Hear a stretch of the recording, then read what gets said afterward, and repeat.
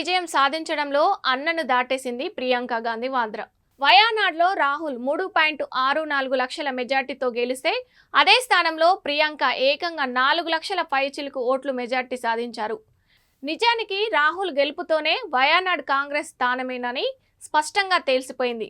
కానీ ఉప ఎన్నికల్లో అభ్యర్థి మారినప్పుడు ఫలితాలు తారుమారైతే పార్టీ అదే అయినా అభ్యర్థికి ప్రజల్లో అభిప్రాయం మారిపోతుంది కదా. అలాంటి అనుమానాలన్నీ పటాపంచలు చేస్తూ ఘన విజయాన్ని సొంతం చేసుకుంది ప్రియాంక. ప్రచారం నుంచి పార్లమెంటు దాకా సాగిన ప్రియాంక రాజకీయ ప్రయాణం సుదీర్ఘమైనది. ఈ ప్రయాణానికి తొలి అడుగు 2004లో పడినా ఆ తర్వాత ఆమె క్రియాశీల రాజకీయాల్లో ఎక్కువ పాల్గొన్నది లేదు. పార్టీ ఎన్నికల ప్రచారాలలో మాత్రం చురుగ్గా పాల్గొని నానమ్మ ఇందిరాగాంధీ ఆహార్యంతో ప్రజలను ఆకట్టుకున్నారు ప్రియాంక. వారసత్వ రాజకీయాలు దేశానికి ప్రమాదమని బీజేపీ చేస్తున్న ప్రచారానికి ప్రజల నుంచి మద్దతు లేదని ఒక రకంగా ప్రియాంక విజయం స్పష్టం చేసిందని అనుకోవచ్చు.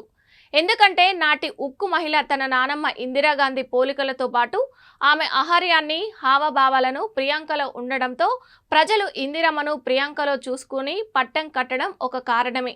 కాంగ్రెస్కు వ్యతిరేకంగా ప్రధాని మోదీ చేసిన అనేక విమర్శలను సమర్థంగా అర్థవంతంగా తిప్పికొట్టడంలోనూ ప్రియాంక సక్సెస్ అయ్యారు.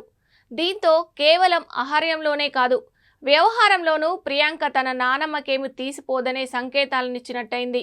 ఏ తండ్రి అయినా తన కూతురులో తన తల్లిని చూసుకోవడంలో ఒక ఆనందం, ఓ భరోసా ఉంటాయి.